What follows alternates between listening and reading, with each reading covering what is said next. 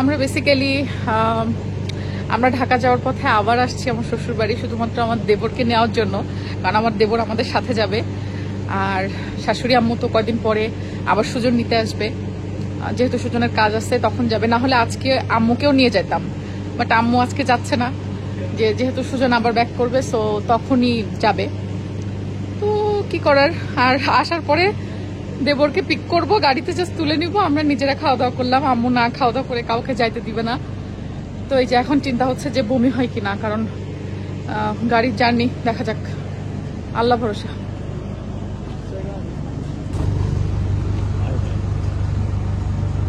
রওনা হব কুষ্টিয়াতে। শ্বশুর বাড়িতে কিন্তু আমাদের আরো 2-3 দিন থাকার কথা ছিল, কিন্তু হুট করেই আমরা ঢাকার উদ্দেশ্যে প্রথমে রওনা হচ্ছি, কারণ ঢাকাতে পৌঁছানোর পরেই আমরা চলে যাব আবার নোয়াখালীতে। নোয়াখালীতে আমাদের এই প্রোগ্রাম একদম 2 দিন আগে ফিক্স হয়েছে, 2 দিন আগেই পেয়েছি আমি বিয়ের দাওয়াত। তো যেহেতু এমার্জেন্সি যেতেই হবে, এই জন্য কুষ্টিয়া ট্রিপটা আমরা এবার 2-3 দিন শর্ট করে এখনই রওনা হচ্ছি ঢাকার উদ্দেশ্যে। আর কি কপাল আমাদের, প্ল্যান মাফিক সবকিছু যদি সেইভাবে পৌঁছাতে পারতাম তাহলে সকাল 7টা 7:30টার মধ্যে ঢাকার মধ্যে পৌঁছানোর কথা ছিল, কিন্তু রাস্তায় যে জ্যাম পেয়েছিলাম বাবারে বাবা। আর প্রচন্ড গরমের মধ্যে জ্যাম সহ্য করে ঠেলে বাচ্চাদেরকে নিয়ে ঢাকায় পৌঁছাতে পৌঁছাতে আমাদের বেজে গিয়েছিল সকাল 11:30 12টা নাগাদ। তো তারপরে ঢাকাতে অন্য সবাইকে আমার ভাইয়ের বাসায় রেখে আমি এবং সুজন রওনা হব নোয়াখালীতে। মাম হ্যালো, হ্যালো,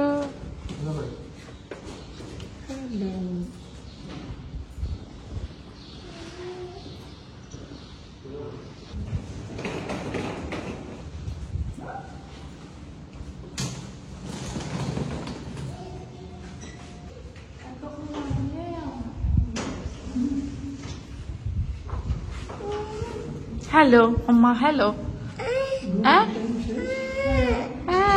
এখন জ্বালানো শুরু, হ্যালো। সবাই আমাকে প্রশ্ন করেছেন নোয়াখালীতে হঠাৎ করে কেন। আসলে নোয়াখালীতে একটা বিয়েতে অ্যাটেন্ড করার জন্য যাচ্ছি, যেহেতু খুবই হুট করে প্ল্যান, তাই আমার কোনো প্রিপারেশনও নাই, যেমন আছি তেমনই রওনা হব, জাস্ট নোয়াখালীতে টাইম মতো পৌঁছাতে পারলেই হয়। তো এই তো আমরা সবাই ঢাকাতে পৌঁছে গিয়েছি অলরেডি।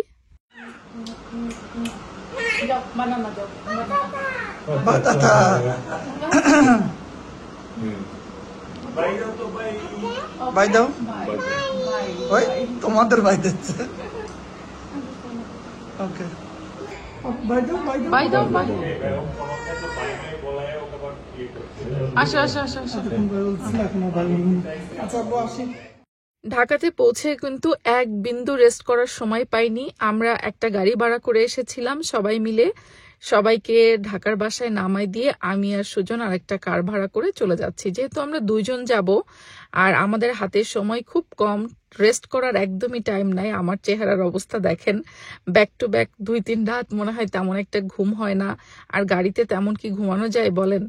তো এবার রওনা হচ্ছি আমরা নোয়াখালীর উদ্দেশ্যে। আমরা 2 জন এখন একা হয়ে গেলাম। 2 জন আবার একা হয় কিভাবে? তাই তো, আমরা ছিলাম তো সবাই গ্রুপ ধরে। এটাই তো, গ্রুপ ঢাকায় রেখে আমরা রওনা হচ্ছি নোয়াখালীর উদ্দেশ্যে আর এক পার্টি অ্যাটেন্ড করতে। কে তোমার শরীর কেমন এখন, কেমন লাগছে? ওষুধ খেয়ে তো উঠলাম গাড়িতে, আল্লাহ ভরসা। ওষুধ আমি নিয়েও নিছি ব্যাগে। আমার চোখের প্রবলেমটা বেশি হচ্ছে, সে সাথে তো আবার বমি হয়েছে কালকে রাত্রে কয়েকবার। বমি তো লাস্ট কয়দিন ধরেই হচ্ছে, একটা সমস্যা, বমি সবকিছু মিলায় আসলে মানে ব্যাক টু ব্যাক এত কিছু শরীর নিতে পারছে না। কিন্তু আমাদের হাতে টাইম আসলে এত শর্ট যে তাও কত মানুষকে না বলতে হয়েছে, দেখা করতে পারিনি, দাওয়াত গ্রহণ করতে পারিনি, সবাই মন খারাপ করছে, তারা মন খারাপ করছে। ফ্রেন্ডস এন্ড ফ্যামিলি, আত্মীয় স্বজন, মানে প্রতিদিন 2 জন করে 3 জন করে দেখা সাক্ষাৎ করে এ করলেও হইতেছে না, টাইম শর্ট। আসলে এত শর্ট টাইম নিয়ে বাংলাদেশে আসা যাবে না, মানে 1 মাস ইনাফ না বাংলাদেশে না, মিনিমাম 1.5 মাস। 1.5 মাসের নিচে বাংলাদেশে আসলে মানে সে বিপদে পড়বে। হ্যাঁ, কভার করা পসিবল না। আর যদি আমাদের মতো আত্মীয় স্বজন ফ্রেন্ড সার্কেল বড় হয়, বিগ ফ্যামিলি হয়, তাহলে তো আরো বেশি বিপদ, কারণ মন খারাপ হয় তখন সবার। নিজেদেরও মন খারাপ লাগে, কারণ অনেক দেখা জায়গায় করতে আছে পারলাম না, যাইতে পারলাম না, দাওয়াত গ্রহণ করতে পারলাম না। বাট তারপরে আজকে নোয়াখালীর উদ্দেশ্যে রওনা হচ্ছি, কারণ আমার যাইতেই হবে এখানে।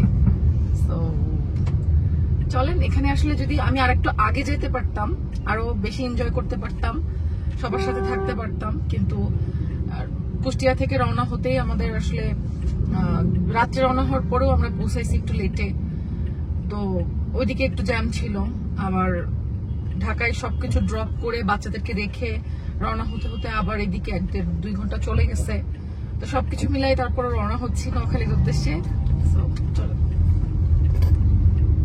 ড্রাইভিং করাও তো একটা ইয়ে হয়।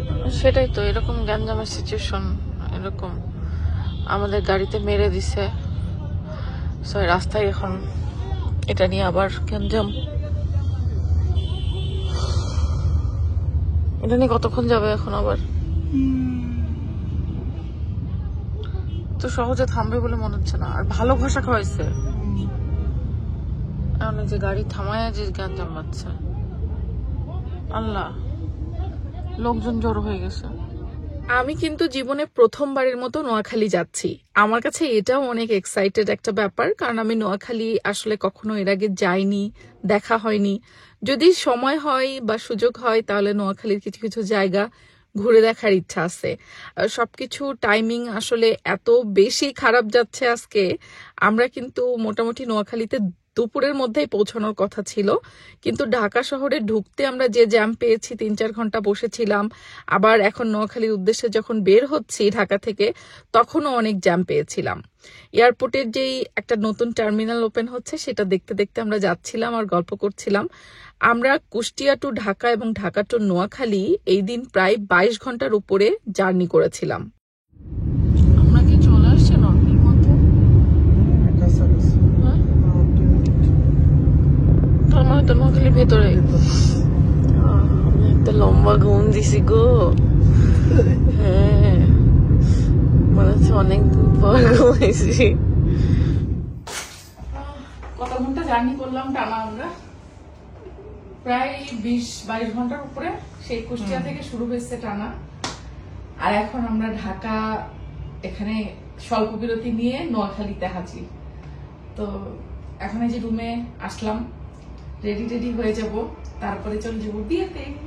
বাট আমার চোখ মুখ দেখে মনে হচ্ছে না যে আমি একদম কাহিল অবস্থা, কেমনে রেডি হবো। আমি আসলে অনেক বেশি টায়ার্ড, আর অনেক ঘুম কম হয়েছে জার্নিতে, পুরো অবস্থা খারাপ। বাট তারপরেও আধা ঘন্টা রেস্ট নিয়ে রেডি হয়ে বিয়ের প্রোগ্রামে চলে যাবো।